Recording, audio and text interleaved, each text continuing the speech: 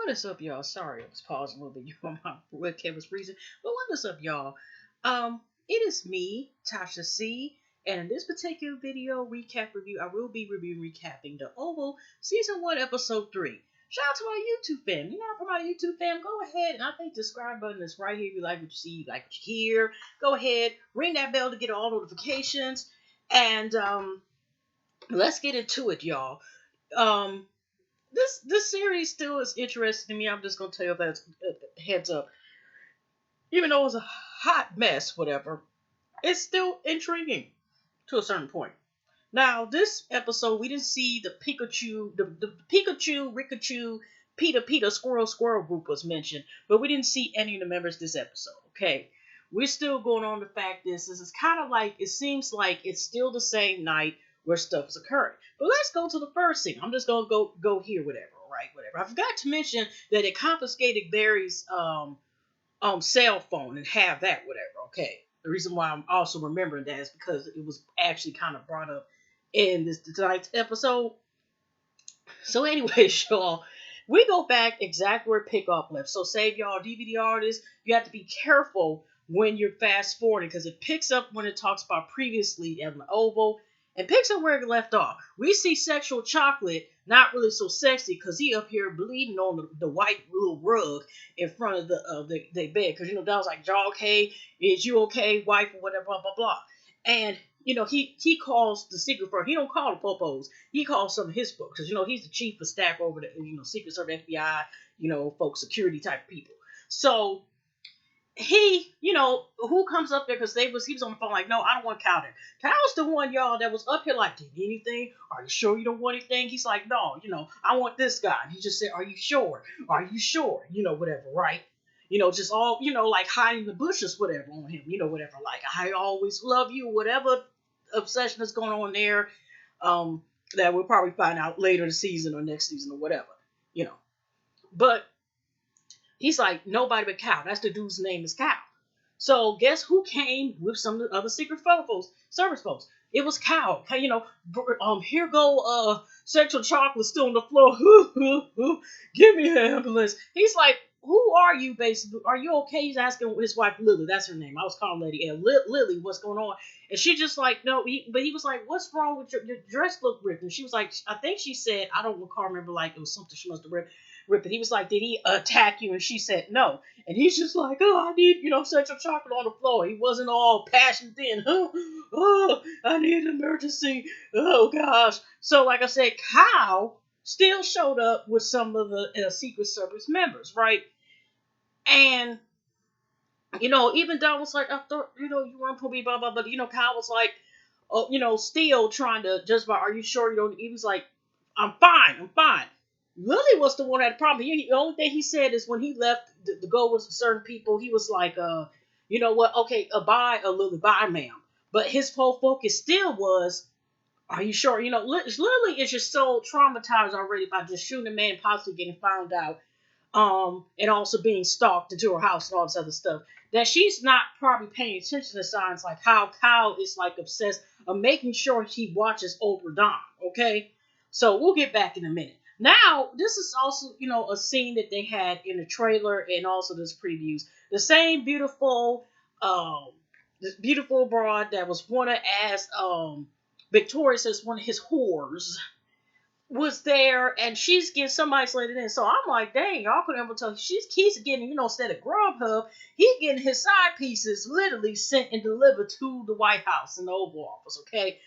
And here she is in a coat, whatever, and then like I said, the guy that ends up like blocking the door because he tips on, he gets the little call ring ding ding to come in, and Victoria pretends like she asleep and stuff. And at the same time, we see Gail, somebody's texting her, and I think it's Pinky, the guy that Victoria said you need to get away from, is like, why you haven't called me? So she at the same time, a little bit around the same time, later on goes to go to the kitchen, okay? And use the landline phone to try to call him. We'll get to that in some minutes. So, anyways, y'all, he goes in there. Denise, I don't know what lingerie she had on. I don't know if it was the Savage Fenty, Victoria's Secret, but she was showing off, letting this, look at all this sex, this, whatever. So they basically are able to, have relations all up through the Oval Office and stuff. They never gonna have to freeze that down and stuff. Nasty book.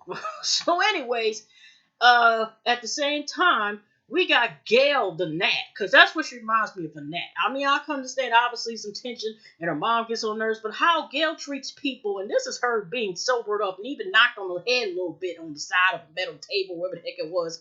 She's still this bitchy brat. That's what I'm gonna call her, bitchy brat. Okay, so I think she's 18 and over, ain't she? I don't want to be calling her, but well, bitch. I think she's old enough. But okay. So anyway, she's in the kitchen. She was trying to call Pickney, and I won't say who Pickney is.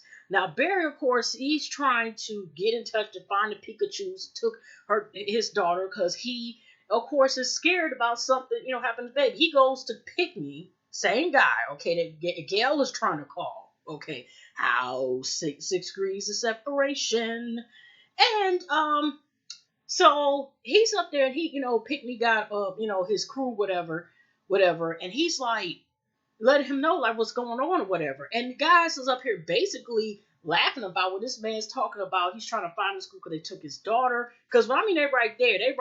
Like, you sneeze, and if you don't cover it up, you can get the sneeze on you, whatever comes out. You know what I'm saying? That's how close they were to him. But they're finding almost like situation funny, because Pickney's trying to explain to his cousin, which is Barry. Okay, the one Gail the Nat just said, by the end of the first episode, that he tried to rape her. Like I said, he messes around with Gail the Nat, or wherever used to. So before actually, yeah, no, it was afterwards. But Barry's like, I need a gun, blah blah blah, and Pickney Kim trying to say, I understand. You don't want to mess with the Pikachu's. They're no joke. Pikachu, Rikachu, rah, squirrels. You don't want to mess with them. They on some other level. So Barry's like, please, I need help, because he's first like, you regularly do out here. Still you got the background up there laughing, whatever. So I knew eventually was going to irritate Barry. Even though Barry's upset and you don't see any tears, or the snot-nosed tears, I want to call it, he still is upset because his daughter just been kidnapped. And he told, like I said, he's telling Pickney in front of, his crew, whatever. And so he's like, I need a gun. And, Pickney was like, no. Like he said, he's basically trying to calm him down and possibly not get Barry, I guess, attacked or killed, whatever, by the Pikachus. And so, all of a sudden, one of the guys, like I said, Barry was like, what is y'all laughing at? And they still, and he punched one of them. They all pulled the guns on the Pickney's crew. Pick was like, hey, y'all put y'all guns down. Then I tell y'all to put y'all guns away. And Barry was like, I don't care, and it'll shoot whatever, but he was like this, but I am going to fight for my daughter. And he was able to take one of the guns from one of Pickney crew members. And he was like, okay, then you got to be careful about that. But like I said, he gives him an address. I don't know if it was Flintstone Street. I forgot what his Ferris wheel. I don't know what it was, but he told him the location. And so later on, we got Gail the Nat, like I said, she's calling on the landline, whatever. And she, trying to get touched. I don't know if it was someone on her phone, because remember her dad, when he was able to call one of the side pieces, I don't know if it was Denise, the one who was up there and, smashing in the Oval Office. But he was able to talk to her, so I don't know why she had to use the landline in order to call him. And it was like clicking on the line. So it clicked on the line later on, where she ends up like basically calling for attention. We'll get to that in some minutes. So she's like, you gotta see, because she got the text from, I think it was from Pickney, talking about, why you didn't have him call me yet, or blah blah blah. And then she's explaining like, y'all know how my parents feel, but you gotta come see me at the White House. And Pickney is like, man, I ain't trying to get involved in this stuff. Why? She was like, I'll find a way, blah blah blah. And he's like, also too, my cousin, my fam works for the White House. And she was like trying to ask information, like, well, who is it? Who is like, he was like, I think Richard can't stand him. But on top of that, he married, but he didn't marry. I guess Richard is his cousin by marriage, I think Pickney was saying. Because he said Richard married my mama's sister, something like, I forgot what it was. Married I don't know. Okay. So, but like I said, I guess they're cousins. And then, because she was asking questions, I just want to know. And then you kept hearing this clicking noise. I ain't gonna lie, y'all. I thought it was like, there's something wrong with my phone. And it was a clicking noise. So it ends up being shown Priscilla coming in. And Gail the Nat, that's what I'm saying is, by the way, before I think she called Pickney to try to, get him, she could send him over here or find some way to get in touch with him or still work it out with him or whatever. Um, finally, Victoria, the vicious, I don't care, Victoria comes outside, comes into the kitchen, and Gail's looking at the refrigerator. She was like, "If you keep eating, if you eat at nighttime, you'll get more stretch marks." And she was like, "That's why I get enough sleep. Did you get any sleep? That's why I got get enough sleep and I look young, and that's why you sit there. You look like a 50-year-old with bags on your eyes." I'm like, dang, vicious, just wow, just venomous. I'm gonna call her venomous Victoria because she just be poisonous. And she just like basically the usual like I hate you, mom, blah blah whatever. And how long I got to do this? She was like, you keep up with that mouth, you be out here sooner what you think. I don't know if that was like I brought you to this world, take you out type of thing. But then she was like this, but you should check the Oval Office, Gail the Nat said, okay, to venomous Victoria. So venomous Victoria goes to see, and she's which Oval we found out is actually soundproof. So we got Max is up there, Max is up there guarding the door or whatever. He's also the one of the people that helped bring Denise, the side one of the Denise, one of the great side pieces, because remember she was at an inauguration dance, okay, inauguration ball, whatever, and she came back. So just vicious. So of course we know venomous Victoria comes to the door, like in front of the Oval Office, and she's like, "Okay, what's going on? Here, Max, I can't let you in." And we all know the venomous Victoria was not gonna go down without a fight. So she like this. Okay then, uh, are you gonna let me in? No. So she throws, I think, a glass bowl at the door, or damn, almost hit Max with whatever. And of course, she's trying to fight, fight him, whatever. And I don't think he was trying to like kind of block her. He was trying to hit her, so he somehow must have hit her wrist.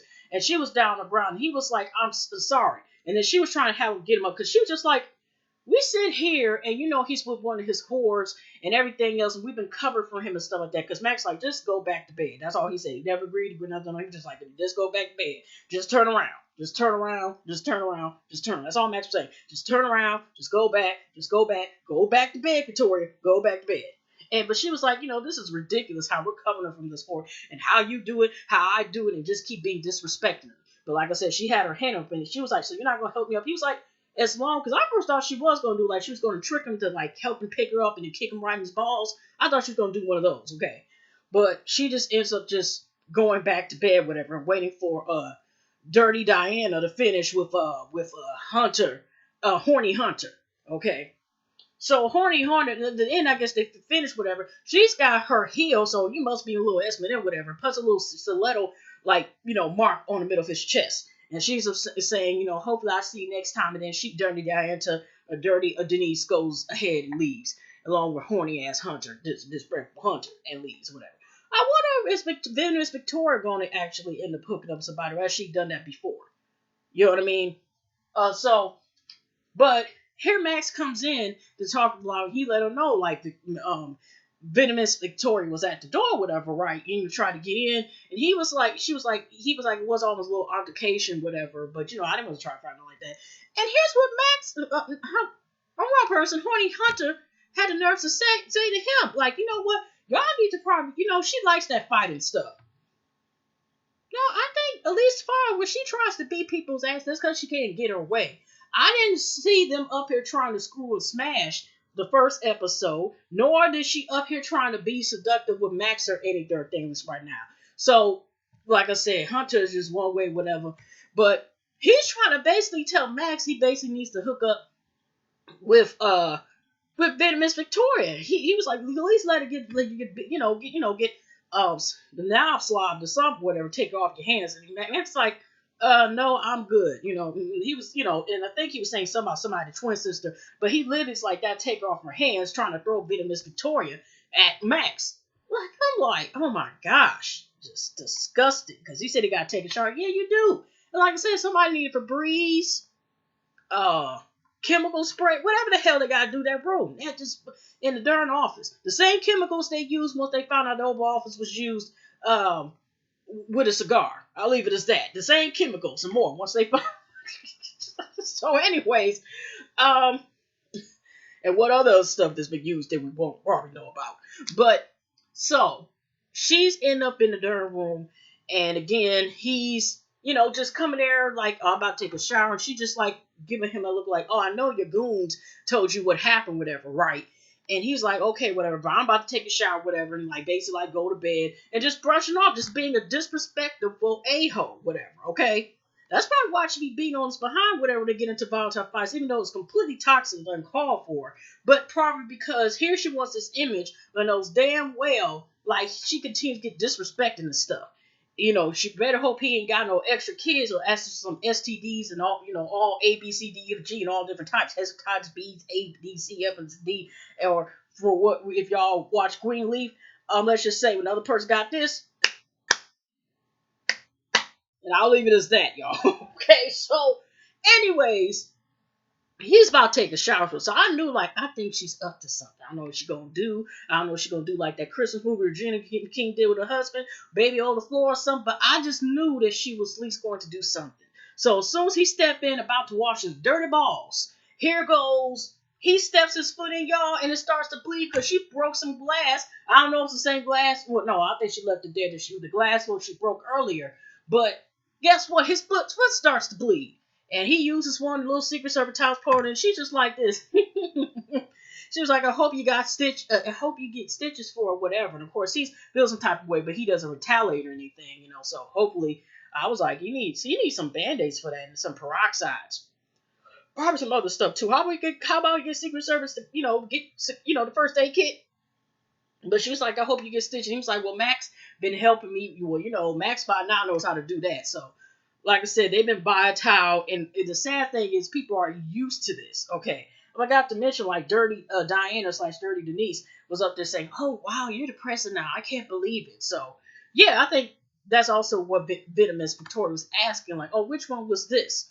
Whatever. But and then I think she said, I know who it is. Whatever. You know how that is. Whatever, right? So, to go in the middle of the scene, to go back fast in between the scenes. Now they had a secret location, the house, whatever. I first thought it was Richards and Nessie's them house, whatever, right? But it's a secret location where they're like doing surgery, anesthesia and stuff on Bobby, I guess, to remove the bullets and stuff. Sexual chocolate. He up here hollering, screaming, and passed out from the pain. They got doctors and surgeons and stuff, and they got like this room, and I guess it's like like a torture room to a certain point? Because even though they surgery, they ain't got no damn anesthesia, and he need to be knocked out. Okay, but they try and get information into seeing when he was, and he's up there screaming house, which is completely damn understandable. Okay, so but you got Kyle, and the other dude is Devon or something like that. I forgot his name, Dovan, Devon or something like that. And they're talking. They're trying to get information, and Kyle's like, well, I want to go over there and leave you, and I want to go over there, back to Donald's house, right, to see how they doing. And the other guy was like, oh, so you like I said, they behind the glass looking at, like I said, because by this time, Sexual Chocolate is passed out. So I don't know, they still going to operate on him or whatever, operate / really torture, and ask him what questions or try to get information out of him. So I don't know if Bobby's going to crack or whatever is going on. So anyways, y'all, the guy thinks that Kyle is like, oh, so you like a Lily? Because I like Lily my darn self. So is that why you go to the house? And, Kyle, I forgot what, honestly, y'all, I ain't gonna lie, y'all. I don't know whether he answered that question or not, but he went over there and relieved this guy, even though Donald keeps saying, stay away from me. Like I said, Kyle is a stalker, jilted lover, okay? So let me go back real quick. So right in between, I think it was in between the time where Dirty Diana still in there with horny, hazardous Hunter. And Gail the Nat is up here, like I said, because the phone call ended directly dialing Priscilla.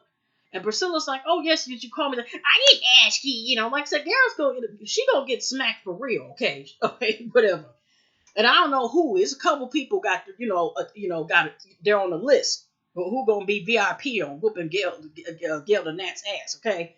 So, but she's talking to her like Priscilla's like, oh, so what do you do, whatever, blah, blah, blah. Are you stupid, blah, blah, blah, whatever. She was like, no, I'm answering questions, blah, blah, blah. Well, so what if you get fired for the shop? I can get you fired. What you gonna go back to your welfare? And that's what I'm saying. Like, is this bitch thinking, what is this, a class thing? What is she thinking? Because what she's, so I don't know if it's beyond whoever it is, whether it's classes, colorist, or both, whatever the case is, or privilege or whatever, is she's really trying it. A little bit, just really trying it. But because I more so have seen it that she has been, I mean, most of this, I mean, some of the staff members, at least she interact with, have been, black. So I don't know, like I said, it just seemed like at least that's to me, I more so have seen her be nastier to black people as opposed to anyone else. So I don't know, but that was stood out to me. Okay, so whatever her problem is, the that.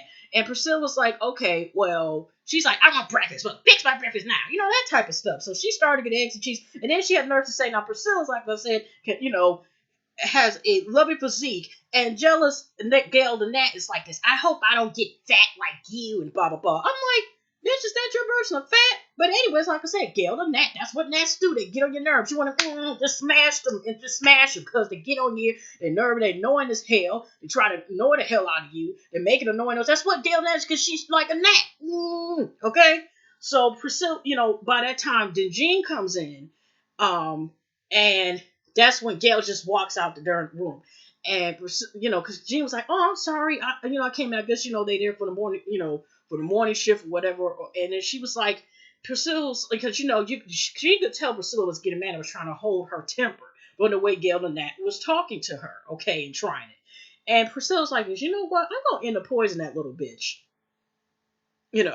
So, because she's like, she want breakfast. So I'm kind of wondering how that's going to turn out, okay? So, so also before the security, because they already had security there at the house ever since the sexual chocolate happens for Lily's and Donald's house, right? Before I guess they get ready for bed, they were still talking.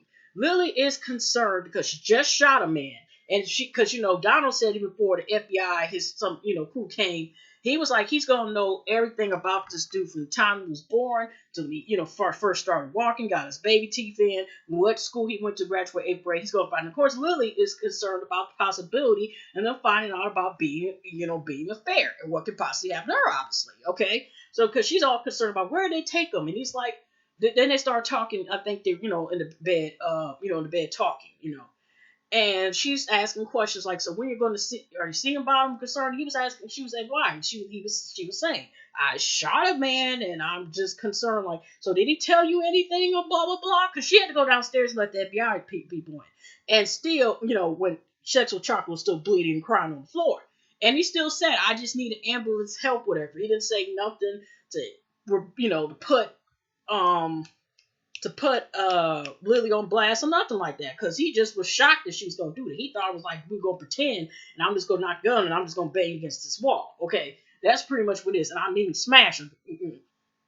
So, but that didn't happen. So, she's concerned about wondering, but Don said he is going to see about him more. It's better off if seeing him in the morning. She tried to ask a couple questions, and then Donald brings up like, you know what? Lily, you were always concerned about other people and compassion. You're gonna be a good mom one day.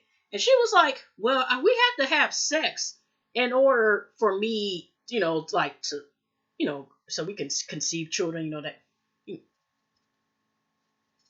And he just turned his head, whatever.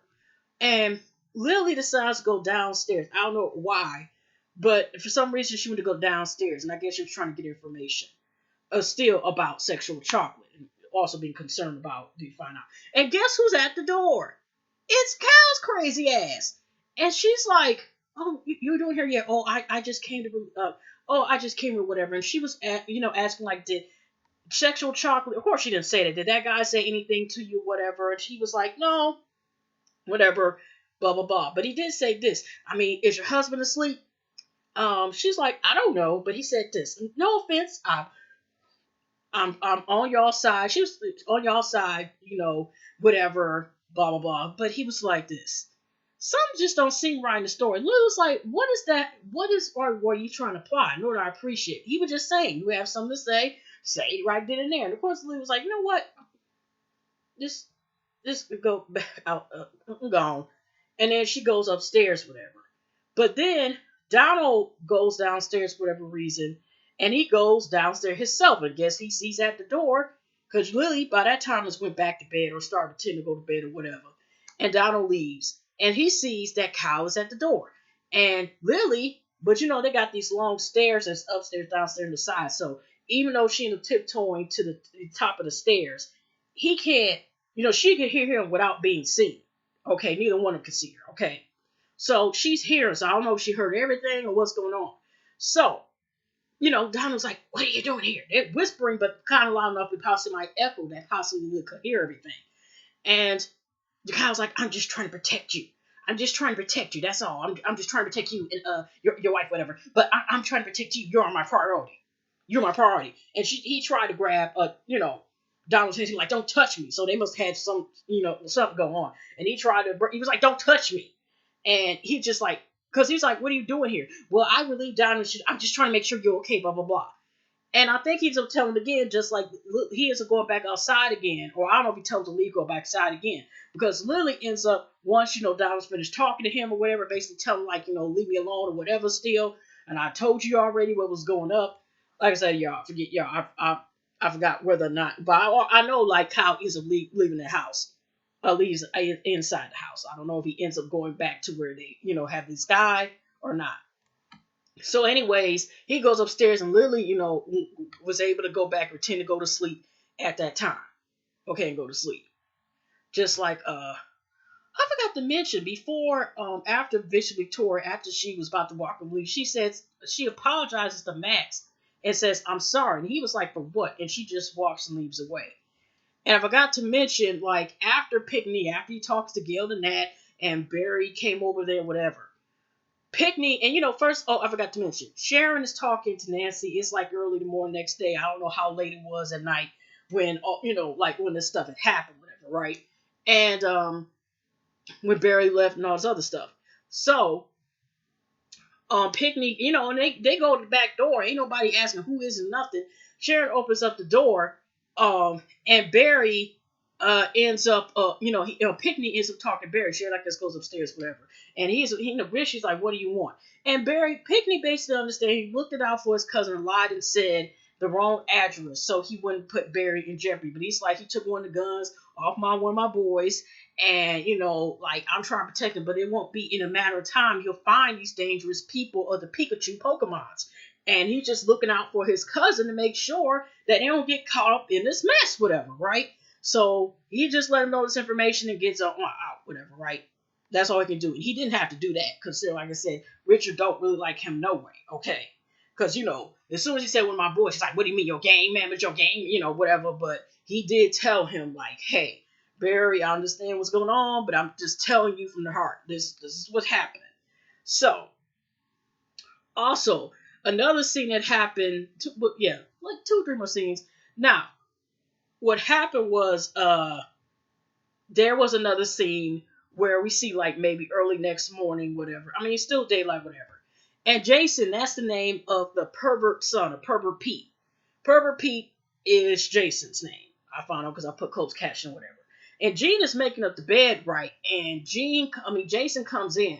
And I was kind of concerned about, was Jason going to do something right to Gene right then and there? And he was like, oh, what are you doing? She was like, oh, usually we're invisible. They usually, like, make up the bed and stuff, nobody's there. But he's, like, asking, like, oh, so where do you live or whatever? And she's like, they have a staff quarters, whatever. How y'all get this job? He's like, it's not a particular job that we get, through the paper. It's generational. He was asking, like, what that meant. She was like, that's basically like, people might get a word of mouth or stuff, whatever might be passed to this person, family member, and another person may qualify, And like I said, he demanded to try to ask her, because she asked, like, did you need anything so I can go get it? But he's like, well, you told me to ask where to get it. So he wants to know where they live specifically. So, like I said, I still was uncomfortable about the way he was approaching Eva Jean. He didn't, like, physically approach her, but we already know he's pervert Peter, okay? So he's asking questions. She was like, I gotta ask such and such. She tried to do church maybe once in life, and he was trying to demand what he was at. She was like, you know what? I'm going to find out another time. I think she finished the bed and stuff anyway, but she was just like, you know what? I'll find out later. In other words, that was code word. Let me get the hell out of here because something wrong with your ass. And she ends up leaving. Okay. So, another one of the second last scenes is Sharon was talking to Nancy. Nancy, we finally see a tear come out of her eye, and she hasn't been really able to sleep. She's been up there kind of going back to coloring pictures. And Nancy apologized on behalf on because of what Barry said, that cold stuff to Sharon about, you jealous because we don't have kids, so you're gonna act that way and let Ruth, they take the kid. And Sharon said something about, well, that's not the first time. Something said, I think she said either, because she didn't say whether it's Camille or Barry said this, y'all. But she said something about, like, she's not really nice, or she don't like the child anyway, and Sharon's just tired. So they've been having problems anyways. The whole thing of, probably the whole thing is because she's not the mom of the child, even though he has custody and all this other stuff. It seemed like she's just tired of where the relationship is going. She said, like, yeah, I'll give him all the time. And then she tries to be understandable. And she said, how did he end up with somebody like Ruth in the first place? And Nancy explained that they used to be, they grew up with each other and stuff. And she said she didn't go into details, but she could understand why Ruth never went home, because she had obviously a monster of an a-hole of a dad. And, then people change or whatever. And like I said, Ruth didn't used to be the way that she is now. And times have changed. But like I said, Sharon's like, yeah, she's going to give him his time, but she's still kind of like, still upset about what he said and whatever said. Ruth was like, well, now Nancy was also playing, well, you know how all kids want their parents to be together.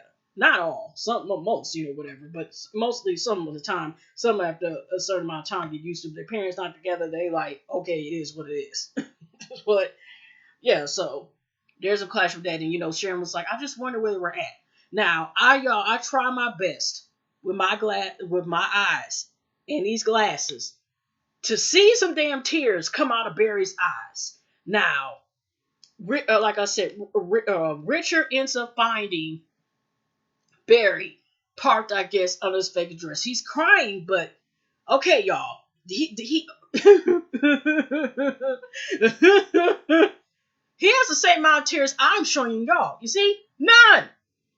So I'm like, man, not even a snark part. Ain't no tears coming out. His child has been kidnapped. It's been somebody else, whatever. He already is afraid because, like, his cousin already told him they a bunch of killers and all this other stuff, the Pikachu Pokemon gang. And, he wants to kill this high priest because his dad was like, he was giving him a story like when you were born and all this stuff, how he was so excited about him. He was a good kid, stuff like that. And he was like, I know how you feel that you really kill for your baby, but don't go this far because he wants to kill Pikachu, Squirrel, whatever his name is, the so-called highest. Okay. And he was like, don't you do this. Like, give me the gun, son. And he was able to get the gun from him. And it ends, y'all, where you hear two gunshots. Like, it's they tussling over the gun. But you see in the previous next week, Richard is okay. And here you go, Horny has his head going there to, like, question Richard about his son. And I forgot to mention, Sharon, I think it was still that night before Pickney was coming in, or it was the same morning. She was like, I hope Richard and stuff them are okay or whatever's going on. But she was like, because I tried calling Barry's phone, but it goes something directed. No, yeah, she told Richard that, and I think that's where she let Pickney in there. And she was like, I tried to call Barry's phone, but I don't know why. It's like direct to the White House, and Richard said something, just brushed it off and just kept going like, oh, it's a mistake or something, or he must have left the phone or turned it off, whatever, and got out of there.